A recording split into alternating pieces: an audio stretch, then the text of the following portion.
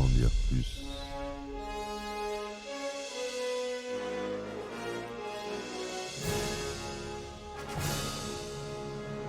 Eh ben attendez, on est en France. Allez, cul sec. Hop.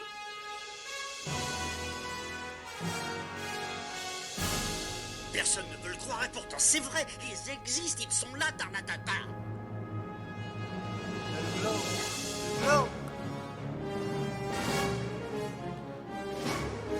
Il faut qu'on pète.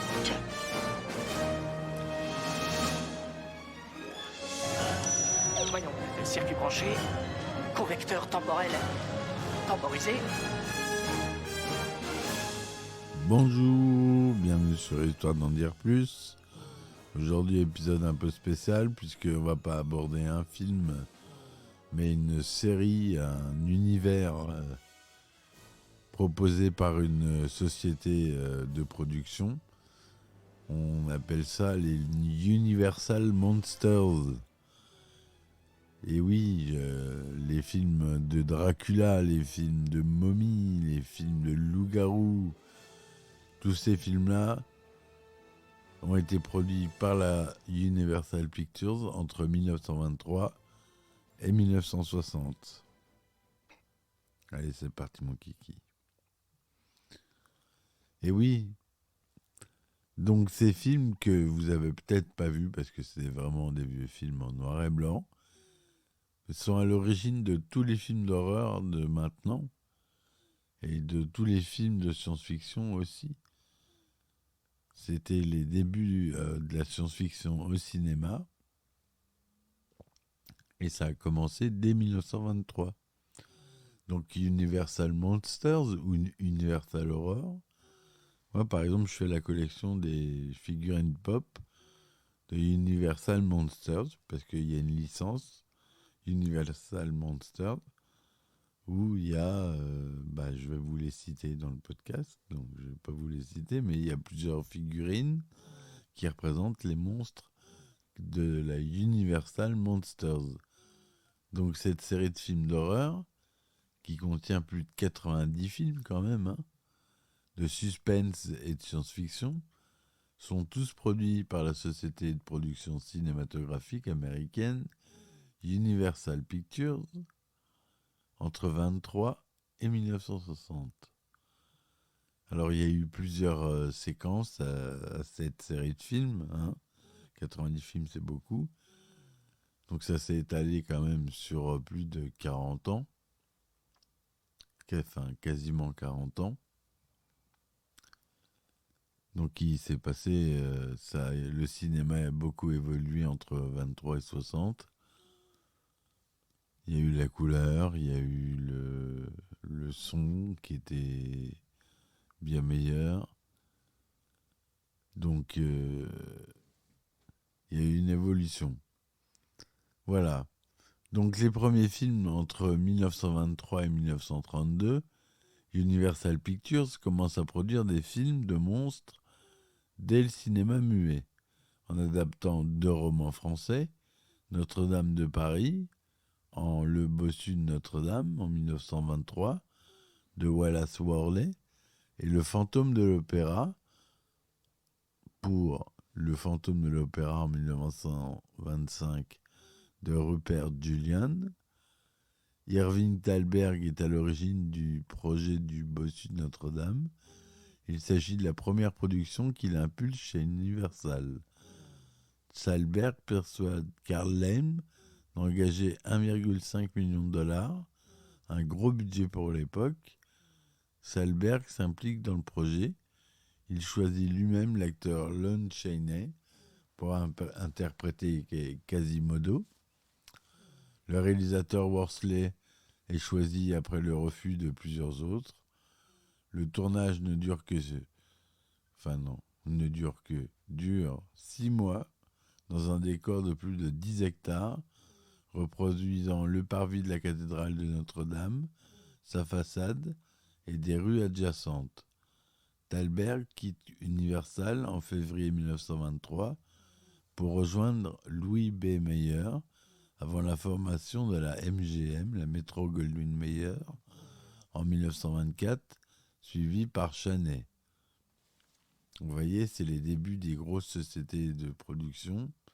La MGM qui naît en 1924.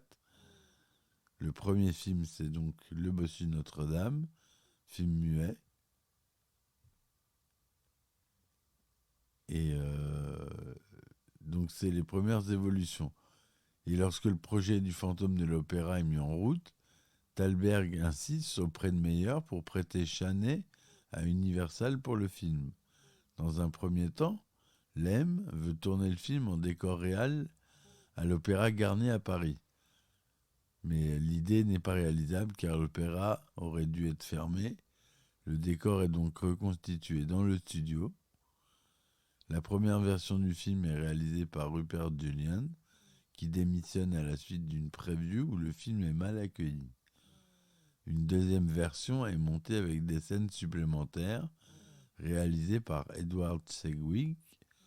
La troisième version du film est finalement approuvée par le studio. De 1927 à 1929, La volonté de la mort en 27, L'homme qui rit en 28 et Le dernier avertissement en 29 sont réalisés par Paul Leni et en 1932, La maison de la mort par James Whale. Tout ça, c'est des films d'horreur. On est au début des premiers films d'horreur. Donc là, c'est pure référence. Ensuite, on a une série de films lors de la Grande Dépression entre 1931 et 1934, avec l'impulsion de Carl Lem Jr., Carl Lem qui confie en 1929 la direction opérationnelle du studio à son fils. Le premier film de l'ère Lem Jr. est Dracula en 1931 en version anglophone et Dracula en 1931 en version hispanophone, une adaptation du roman de Bram Stoker, donc premier film sur le Dracula en 1931 avec notre chère Bela Lugosi. S'ensuivent ensuite Frankenstein en 1931 avec Boris Karloff. Ensuite, on a La Momie. Là, c'est la grande époque des grands monstres. En 1932, L'Homme invisible en 1933. Le Loup-garou en 1941. Le fantôme de l'opéra de nouveau en 1943. Et pour finir, L'étrange créature du lac Noir en 1954. Voilà, cette série de films qui est faite pendant la dépression est celle qui sera la référence actuelle pour tous les films de science-fiction. Tous les grands réalisateurs aiment ces films. Ça, c'est une réalité. Avec Boris Karloff, Bela Lugosi, que des grands acteurs. C'était vraiment une grande époque du cinéma, cette époque-là.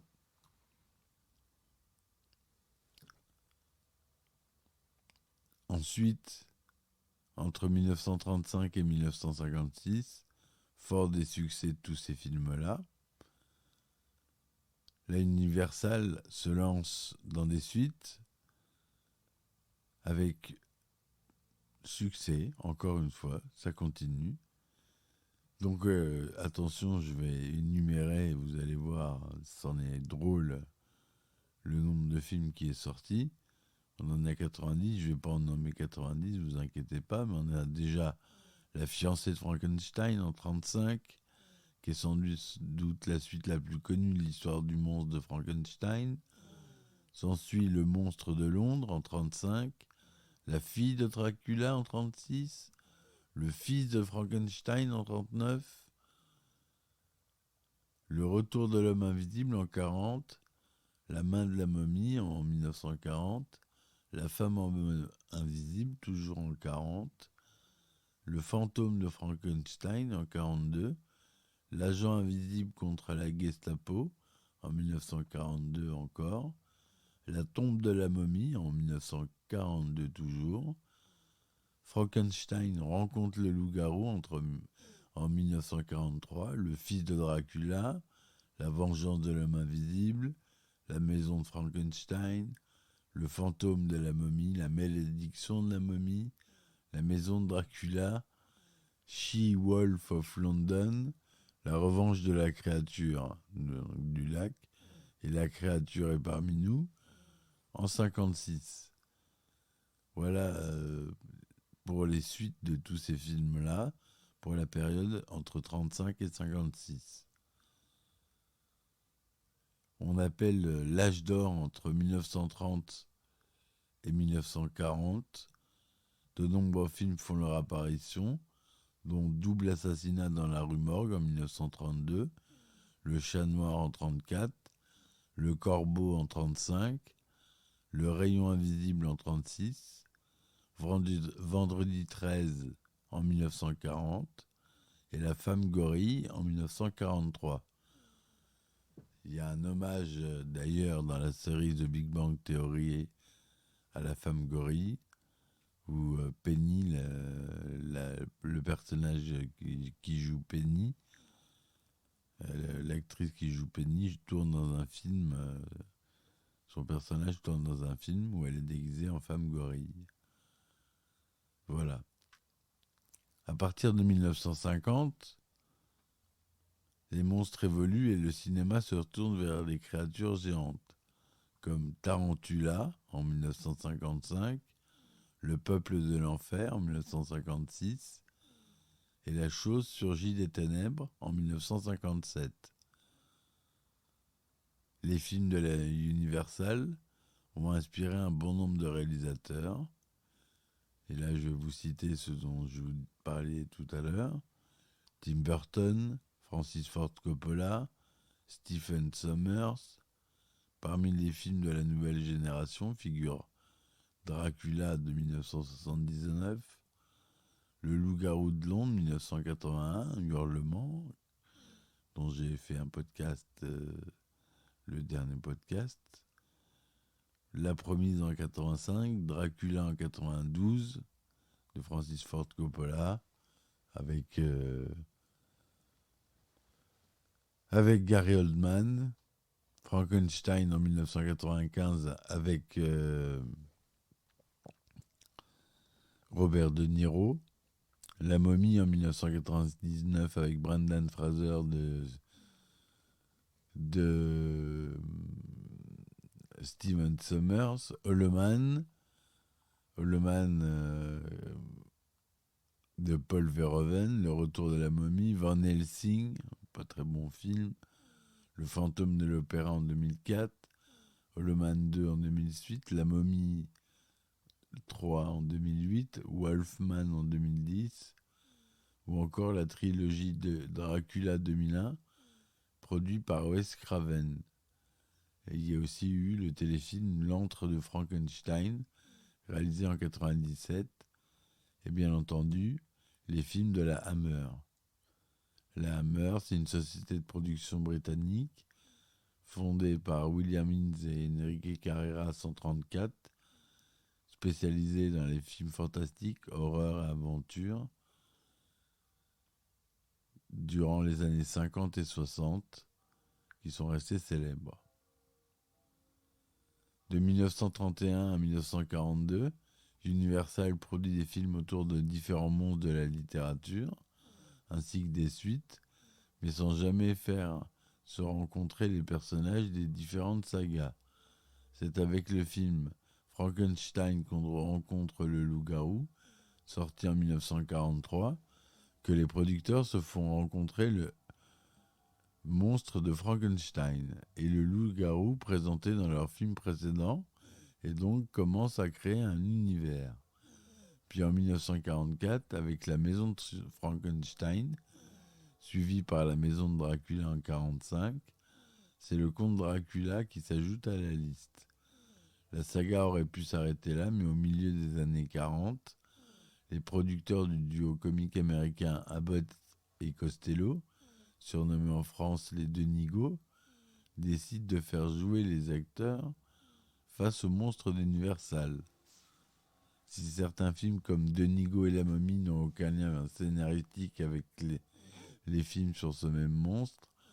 Le film Denis Go contre Frankenstein prend en compte la trame scénaristique des précédents volets, au point que plusieurs interprètes de ces monstres reprennent le rôle qu'ils avaient. C'est aussi avec ce même film que la trame de l'homme invisible s'ajoute à la saga, car on peut entendre un caméo de Vincent Price qui reprend le rôle qu'il avait dans Le Retour de l'homme invisible. La saga se termina en 1951 avec Denis Go contre l'homme invisible, mais le duo américain joueront deux personnages différents du précédent film. Néanmoins, le scénario prend en compte que le créateur du sérum d'invisibilité n'est autre que le docteur Jack Griffin, joué par l'acteur Claude Rains de L'Homme Invisible, sorti en 1933. Une photo de ce personnage extraite de ce film est même d'ailleurs présentée aux spectateurs. Donc, on a 15 films de cette série. Je ne vais pas tous vous les citer, mais on a Dracula, Frankenstein. Je les ai déjà cités. Il y a eu un renouveau, le Dark Universe, entre 2017 et 2019. En octobre 2013, Roberto Orci était en discussion avec IGN, laissant entendre que la momie et Van Helsing seraient dans un univers partagé. Les nouveaux développements ont été confirmés en juillet 2014, lorsqu'Universal a annoncé qu'ils avaient approché Alex Kurtzman et Chris Morgan pour développer tous les monstres des films d'horreur classiques qui incluent Frankenstein, Dracula, le loup-garou, la créature du lac noir, l'homme invisible, la fiancée de Frankenstein et la momie. La momie est le premier en développement. En décembre 2014, Universal a embauché Jay Bazu pour écrire un film non divulgué pour l'univers partagé. Le président d'Universal, dans une interview en novembre, a déclaré que les nouveaux films seraient plus action-aventure plutôt qu'horreur et seraient fixés dans le cadre actuel afin de réinventer et de les réintroduire à un public contemporain. En août 2015, Alex Kurtzman a annoncé que la nouvelle série de films sera un mélange d'horreur avec d'autres genres fictifs. Après l'échec critique de Dracula Untold en 2014, le premier opus de la nouvelle franchise est La Momie, sorti le 7 juin 2017. Le nom de l'univers est annoncé en mai 2017, Dark Universe. Il est annoncé que le film suivant devait être un remake de La fiancée de Frankenstein, qui sera mis en scène par Bill Condon. À la suite de l'échec du film La Momie, les projets de remake de la franchise Frankenstein et l'homme invisible, ainsi que le Dark Universe lui-même, sont définitivement annulés.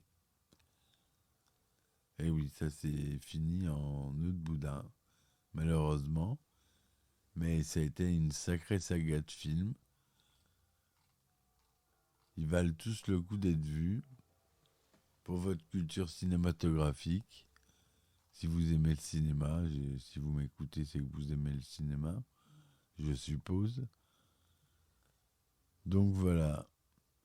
J'espère que ce podcast vous aura plu. Je vous remercie de m'avoir écouté. Continuez à me supporter sur mes différents supports comme Ulule, Patreon et Tipeee. Je mets les liens en description.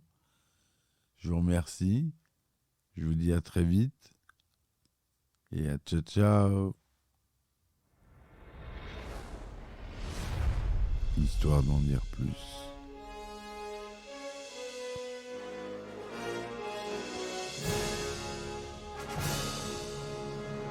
Eh ben attendez, on est en France. Allez, cul sec. Hop.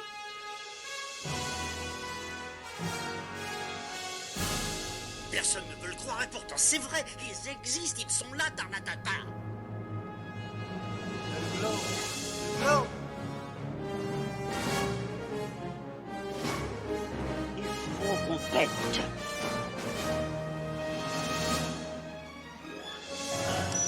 Voyons, circuit branché, convecteur temporel temporisé,